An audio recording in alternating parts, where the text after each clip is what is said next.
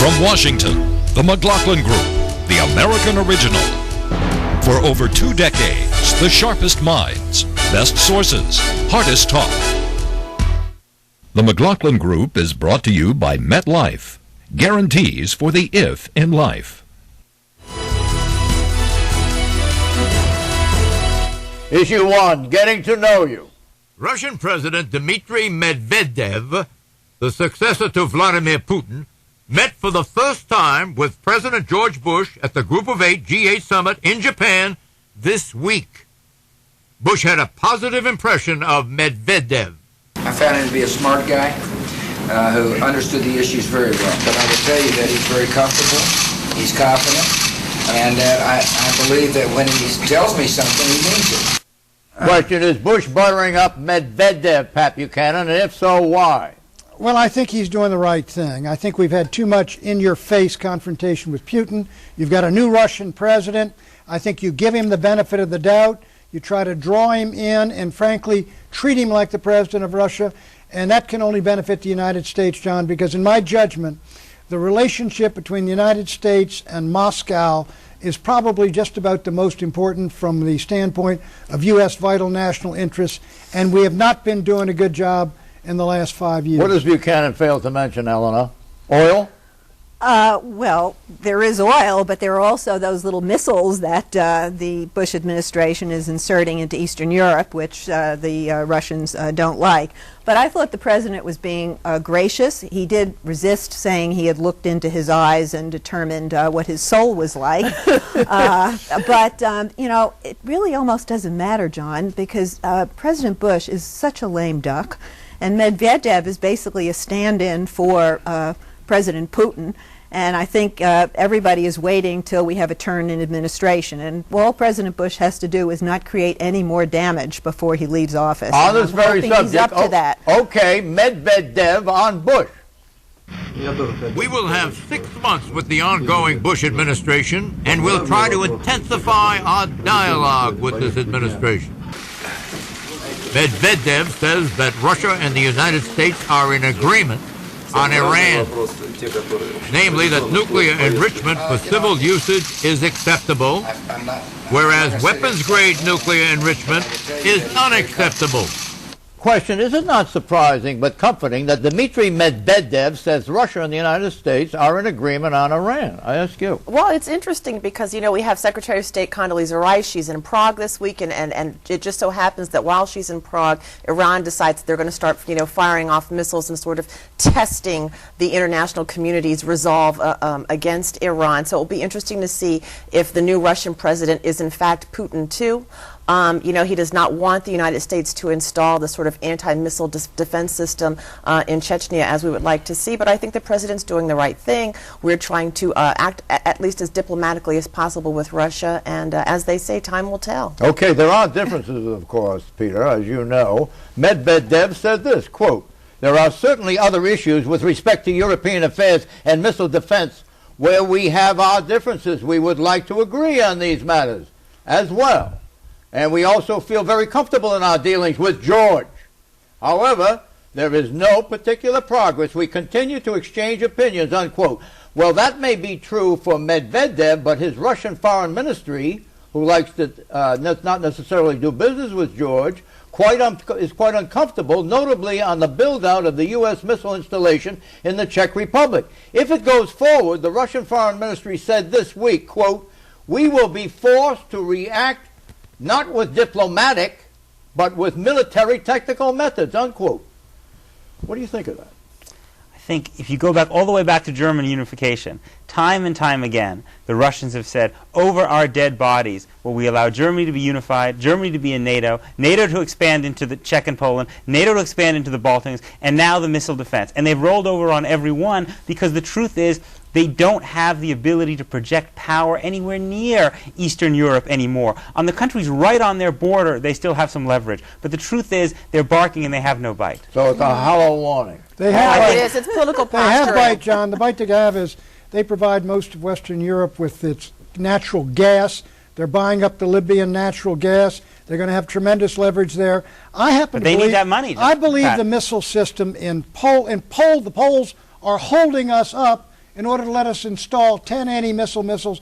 I think this anti-missile system is a terrible idea in terms of what it gains for security, but deeply antagonizes not only Putin and Medvedev, but also the Russian people who feel we're getting into I their agree. face. It's a several billion-dollar boondoggle, and it's all about loyalty among Republicans to the Reagan legacy. The system doesn't really work, and we're creating unnecessary problems with this country of Russia, which is just trying to find its place on the world stage, finding the greatness that it thinks it deserves. I'm not that it's an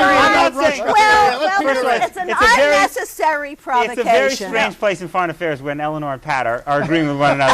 Actually, it isn't. I know it's the Cold War's been over for a long time now. Let me agree. I don't think that missile defense will work particularly. I agree it's a theology. I'm not sure it's necessarily worth the money, but I think when you look practically at what the Soviet Union is going to do about something in the Czech Republic, as opposed to in Georgia or on its borders, I think in reality they're not going to do that. All right, on the Iran, now hold it please, Pat. On the Iran missile scare, the fact that Russia does a lot of business in Iran, the fact that Russia is putting up nuclear plants in Iran, does not the Russian presence in Iran kind of either stabilize that condition, or does it not make the threats of both sides ring hollow, that nothing's going to happen? Well, I mean, what it says to me is that the claim of the Russian government that they don't want this missile defense shield up because it is against Russia versus Iran and that Iran is not a threat, I think is a bogus claim. To me, it rings hollow. All of this is political posturing, and I don't want to say anything too negative about the new Russian president because time will tell, like I said earlier, but it seems to me that he is Putin too. Does Russia's presence in Iran complicate, if not defeat, the military option? No, it does not. The military, I don't think the military... Why not? Because, look, the Russians are in Bushehr. They're building that. We're not going to kill Russians. The Russians don't want Iran to have nuclear weapons, but they're not as afraid of Iran, frankly, as we are or the Israelis are. But if we're going to move, the Israelis are going to move. Let me tell you, Russian concerns aren't going to stop it. Do you have any idea how much business that Russia is doing in Iran? Well, they do a lot of business. We huge amount of business. We do 10 times as much as we used to do ourselves. Or anybody bombing Iran? No, they don't want that. They don't want that, but they don't want Iran to get nuclear weapons either because they're very close to them. Yeah, but the military option is not a good one for Iran for lots of reasons beyond Russia. I mean, first of all, Iran has cards to play. They just sent off a couple of missiles, and look what happens to the price of oil. They could choke off the transport in the Straits of Hormuz. They could bring the world economy to a standstill. I mean, they have cards to play that in an asymmetrical situation that can trump any bombs that George Bush can drop on his way out of town. Exit question. The U.S. and Russia do not agree on the deployment of a defense missile shield in Eastern Europe, notably Poland and Czechoslovakia, or the Czech Republic. Will Bush and Medvedev clash over this issue, and how serious will that clash be? We know what Peter thinks. What do you think? I don't think it'll be a serious clash because I think the Russians know. I do agree with Peter. They can do nothing about it, but it is in your face. It is, in my judgment, unnecessary, and I don't know that the thing is going to be that effective. Right. You got 10 missiles there and a radar in Czechoslovakia defending Poland, which doesn't want them and is holding us up in order so we can emplace them. I would, frankly, if I were the next president, I would say, you know, the Poles, we're not going to cite them there. You are so 2003, really. Eleanor? I think the Russians may well fold, but they may get the last laugh because this system is most likely unworkable. It's billions of dollars, and it is a Cold War relic. What do you think? I think the Russians will fold. You do? I do. You know, the Russians freaked out about missile defense in the 1980s, too. It wasn't going to work then either. They have this irrational fear of these missile defense systems that the American scientists know actually probably won't matter. I think you are all at least 2005 or 2006. Russia's a lot stronger today, and Russia is in the process of trying to re-imperialize, Pat. Put that in one of your columns. When we come back, the generational split among black Americans. Old generation confrontation, new generation compromise.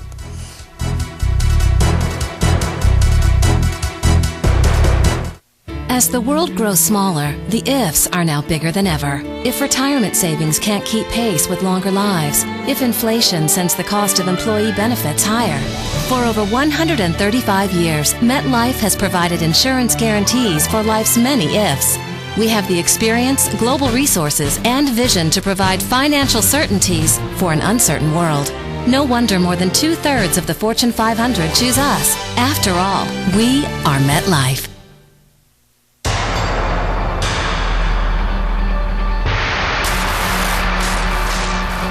We've provided a platform for success for some of the most respected companies in the country. We fueled their growth with a highly educated workforce and a can-do, pro-business attitude. Just ask our newest business partner, Toyota. Visit Mississippi.org to see what we can do for you. Issue 2. I'm sorry, so sorry. I'm sorry. I'm sorry. So sorry. So sorry. Please accept my apology. And this thing I've said in a hot mic statement that's interpreted as distractions, I offer apology for that because I don't want harm or hurt to come to this campaign. It represents too much of the dreams of so many who paid such great prices. And Reverend Jesse Jackson delivered this apology after this unfortunate remark about Barack Obama was caught on a live camera and microphone. Say, Barack, been talking down to black people. Barack, listen, talking down to black people. Question, does this contretemps help or hurt Obama? Michelle Bernard. Oh, I think this is, I said earlier this week, this Jesse Jackson is the gift that just keeps giving for Barack Obama. I think this is absolutely nothing but good news for Barack Obama. Why? Because he is the presumptive Democratic nominee. If he wins the election, his challenge will be not only to represent African Americans, but he will be representing the entire nation. He represents a completely different generational shift from what we saw coming out of our 1960s civil rights black leadership, in the sense that he has no fear about going out in public and talking about the importance of personal responsibility, not only for the nation as a whole, but for the black community. And that is completely different than Jesse Jackson. Okay, let's nail this thing down. And here's a sample of what Jackson apparently sees as Obama disparaging the black community. If we're honest with ourselves, we'll admit that too many fathers are also missing. Too many fathers are MIA. Too many fathers are AWOL. Missing from too many lives and too many homes. They've abandoned their responsibilities. They're acting like boys instead of men. And the foundations of our family have suffered because of it. You and I know this is true everywhere, but nowhere is it more true than in the African American community. Question, does it frost Jackson, Jesse Jackson, that someone like Obama, who fits the stereotype blacks once labeled as an Oreo, a black on the outside, a white on the inside, that an Oreo should be the beneficiary of the long civil rights struggle which Jesse Jackson spends his lifetime fighting for? Peter Bernard. Who knows what Jesse Jackson is thinking, but that's a completely unfair depiction of Barack Obama, who the genius of Barack Obama is that he moves seamlessly between the African-American world and the white world in a way that even Bill Clinton couldn't possibly match. And the tragedy of this experience is that, you know who's spoken very eloquently for many, many years about personal responsibility in the black community? Jesse Jackson. He, of all people, should recognize, in fact, that what Barack Obama is saying is not contrary to the message of the civil rights movement. It is in keeping with that message. Now let's nail it down a little bit more for the sake of Jackson. The question is this. Jackson's point of contention is this. This is the exit question. The point of contention is that instead of Obama solely lecturing African Americans on parental duty, particularly fathers, he should also give equal attention to the large and many believe prejudicial incarceration rate for blacks, their lack of economic opportunities, and other public policy issues that limit choices for black males. Why doesn't Obama hit that as hard as he hits individual parental responsibility? That's what Jackson's complaining Barack about. Obama doesn't talk about jobs and health care. He talks about it all the time. If you wanted to talk about the fact that there are too many people in prison, then you're asking him to do something that will lose him the election. That is politically, no serious political strategist. He's a man trying to win the presidency, John. He's exactly what Jeremiah Wright says he is. He will do whatever is necessary to win. He's a practical politician. He has been saying this is forever. A generational shift. Jesse Jackson Jr. put out a statement basically saying, Dad, time to leave the stage. There is a disconnect in terms of style and tactics from the older civil rights generation to the generation that Obama is from and that he's trying to attract. Does Jackson have a legitimate point? No, he doesn't. I'll Why? tell you why, John. Here's why.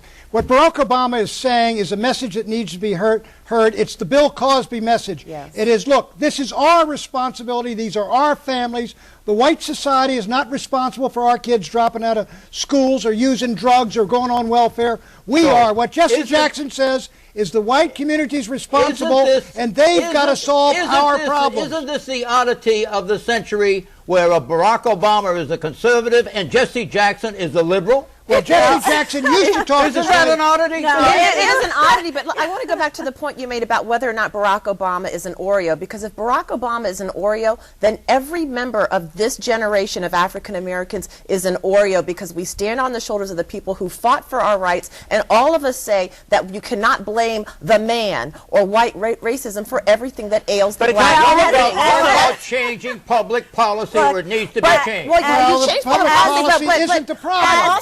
If I can finish my point, what Jesse Jackson came out and said when he gave his quote-unquote apology the next day was Barack Obama should be demanding more government programs for African Americans, and that's wrong. As Jack White, a former Time magazine writer, says, that it's disorienting for the black community when the man might be the guy in the Oval Office. And so everybody's making some adjustments here, but Barack Obama is handling his role beautifully, and that is to relate to America as a broad population. McCain in the gaffe grinder. Another gaffe this week from this time from one of Senator John McCain's senior advisors, Phil Gramm, who played down the economic woes facing Americans. She brought a mental depression. This is a mental recession.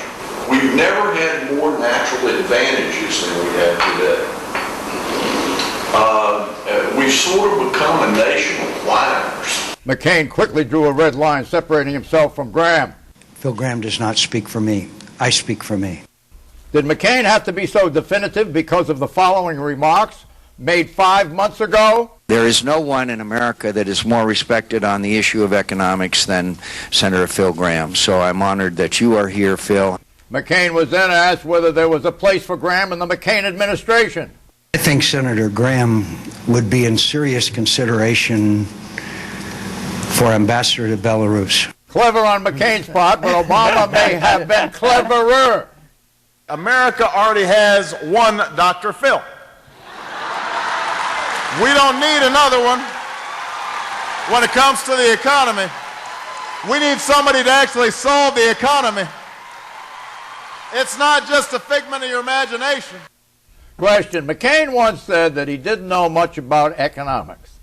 Is the combination of that admission, compounded with the Gramm fiasco, plus Obama's witty and sarcastic exploitation of it, altogether a mortal blow to John McCain's candidacy?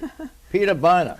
That's a little bit too strong, but I don't think that much too strong. I mean, I think this is devastating. Economy is the number one issue facing Americans. John McCain cannot win the presidency unless he wins the economy. This reminds me of Jimmy Carter's malaise comment. When you start blaming the American people for the fact that the American people are struggling, it first of all shows the McCain campaign cannot get its act together. It's been terribly managed from the beginning. They've got surrogates going all over the place. What should McCain do now with regard to this economic problem that he has? Hey, John. Something he's not capable of doing, which is speaking compellingly himself about the economy. He's got to get rid of his current economic staff, and get some new people in there who can give him the look at least. The big problem is himself. This is deadly, John. This is deadly because McCain to win has got to have Michigan, Pennsylvania, and Ohio, two of those three. Those people can't stand NAFTA, and he was up there trying to court them. At the same time, Gramm says it's a figment of your imagination, and it's a mental recession you've got. I don't see how McCain can do it. Well, the way he could do it is get rid of this is Before you go deadly. completely bananas about the negatives of McCain on this issue,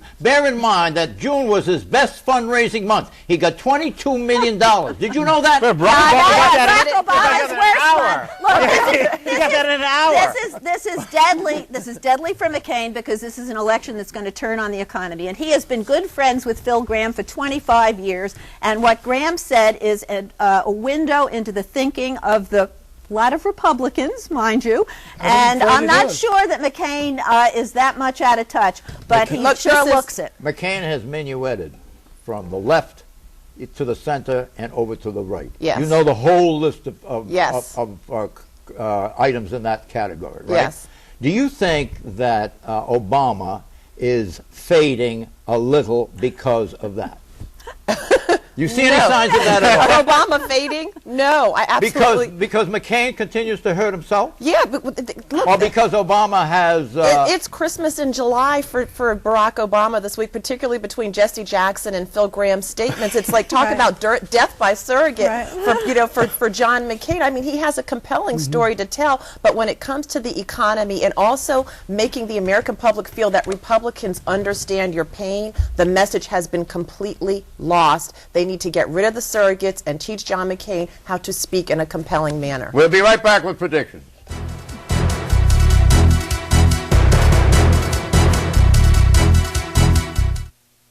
The McLaughlin Group is brought to you by Mississippi Development Authority. Visit Mississippi.org to see what we can do for you.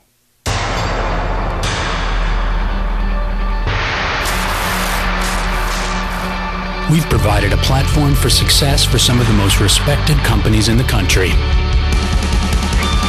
We fueled their growth with a highly educated workforce and a can-do, pro-business attitude. Just ask our newest business partner, Toyota. Visit Mississippi.org to see what we can do for you. For people close to retirement, there are plenty of ifs to go around. If our savings will last, if we should take Social Security when we hit 62 or 67. MetLife can strengthen your retirement plan by providing a lifetime stream of income that's guaranteed and that works together with your investments, helping you create a safety net that brings Happy New Year's with guarantees for the if in life. MetLife can help make the most of what you have in retirement.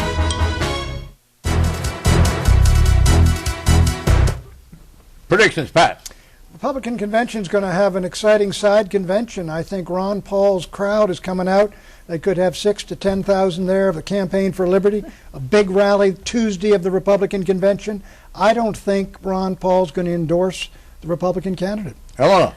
With Ted Kennedy in his last term in the Senate, the new populist liberal lion in the Senate will be Virginia Senator James Webb.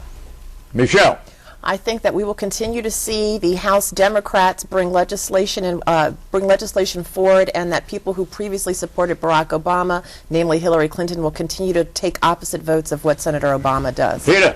The person who's getting more and more public talk about in terms of Barack Obama's vice presidential nominee is Al Gore. Interesting. The Russian-Georgian inflamed and potential flashpoint standoff on the region of Abkhazia on the Black Sea will be settled by the two nations, with Georgia pertaining sovereignty, but Abkhazia itself almost totally autonomous. Bye-bye.